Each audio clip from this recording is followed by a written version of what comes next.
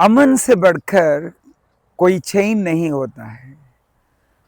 The engulfing clouds of war, the Third World War, looming large before us, really make us ponder, have we learned the lessons from our past? War may be exciting for a few. Have you ever thought war brings only destruction, pain, suffering?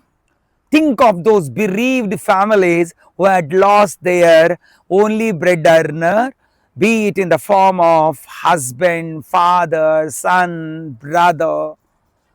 Again, the modern kind of war would destroy the whole mankind, eliminate our very existence. So, should we not always champion the cause of peace and harmony? India has always stood for peace, non-violence and harmony and brotherhood among all the countries. Much before the concept of global village, Vasudhaiva Kutumbakam, Vishwamanava concept, India had given to the entire world. It is for this reason, even when India was an developing country also, it carved a niche for herself in the world scenario, and everyone used to respect and look for India. Have we remained the same? No doubt we have made progress in all the fields, but have we gone far away from the basic principle for which India stands for, from the Rig Vedic age to the Ashokan period, or to Buddha and Bahubali, who always stood for renunciation? We had remained neutral and we were always in support of the victims ones. Now, why don't we loudly oppose, those erring and warring countries? What has come in the way? Why should we humbly so submissive before the so-called big brother America? Why should we give undue importance to Trump? Indian foreign policy once again has to uphold the age-old ethos and values which we had stood for from time immemorial. War will never bring any progress for any country. War emerges because of the greed, insatiable thirst for power, wealth, etc. And it is always said, absolute power corrupts absolutely, and the result is war. Now the world has become so small that anything that happens in any corner of any continent, any country, would affect all other countries. We have already started realizing so many indirect effects of war, aftermath of war, and it would go worse. So now all of us should get united over the entire globe and pray for peace. Only God should save this earth. God should save the mankind. And prayer has miraculous power. It has been proved. So let us all together pray for peace, end of war at the earliest possible. Let harmony, prosperity prevail and reign all over the globe, and let wisdom prevail upon Trump and all other countries who are at war. There had been so many war poems, and futility of war, futility, uselessness of vanity and pride has been so well expressed by several poets. Shelley's Ozymandias, Alfred Tennyson's Charge of the Light Brigade, and Wilfred Owen's Strange Meeting, to name a few. I would like to end this post by reciting Wilfred Owen's strange meeting, which brings out so realistically the pangs and the pains, how the youngsters are pushed in the war front to kill one another without knowing each other, without knowing the reason for which they fight. What a ironical tragedy, what pathos war brings. Strange Meeting by Wilfred Owen, one of the greatest poets. Is seen that out of battle I escaped, down some profound dull tunnel long since scoped, through granites which titanic wars had groined. Yet also there encumbered sleepers groaned, too fast in thought or dead to be bestirred. Then, as I probed them, one sprang up and stared with piteous recognition in fixed eyes, lifting distressful hands as if to bless, and by his smile I knew that sullen hall, by his dead smile I knew we stood in hell. With 1,000 fears, that vision's face was greened, yet no blood reed there from the upper ground, and no guns thumped, or down the flues made moan. Strange friend, I said, here is no cause to mourn.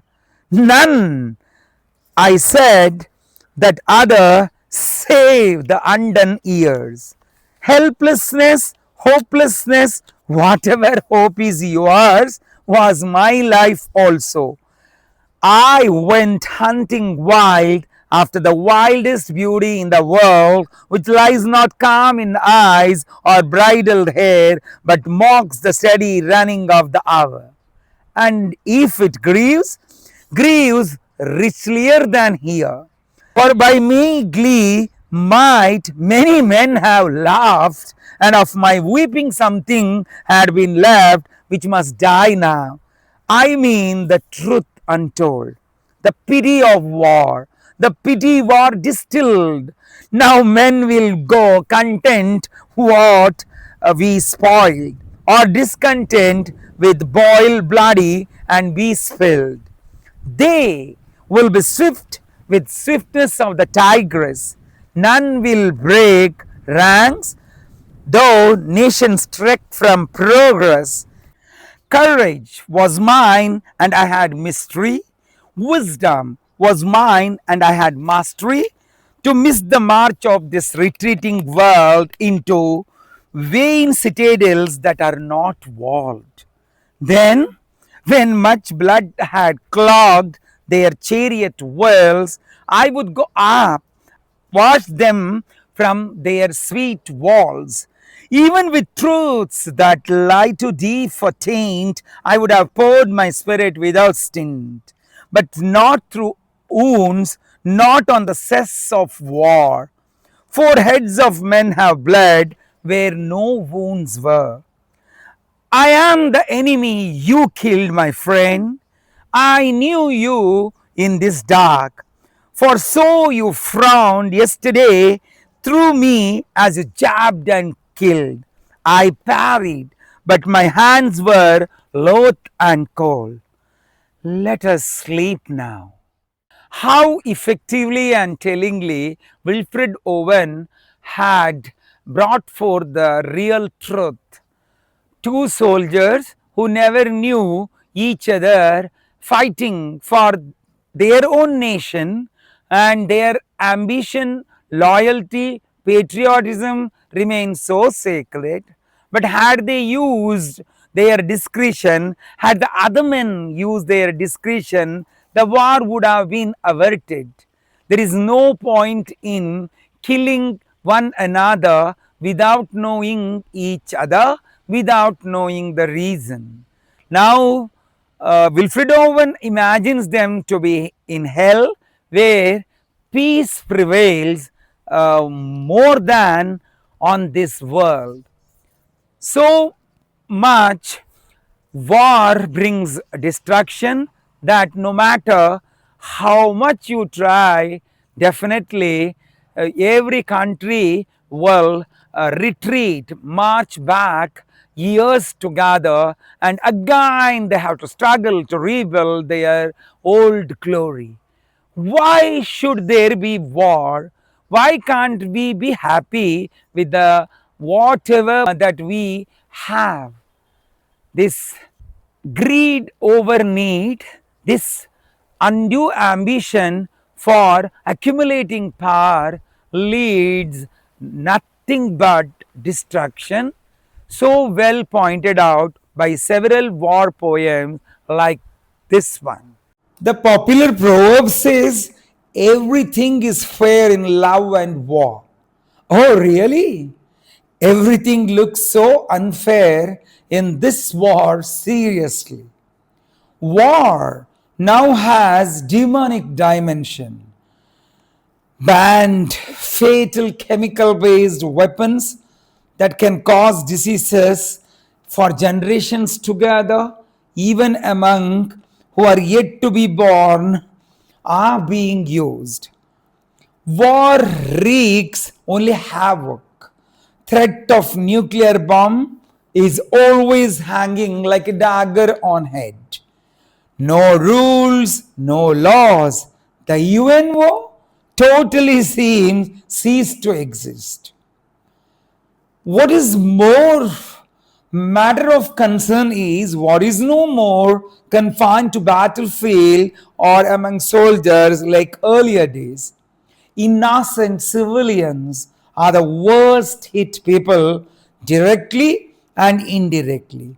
Barbaric killing of girls in a school by bombing hospital or a rehabilitation center were never inclusive in previous wars.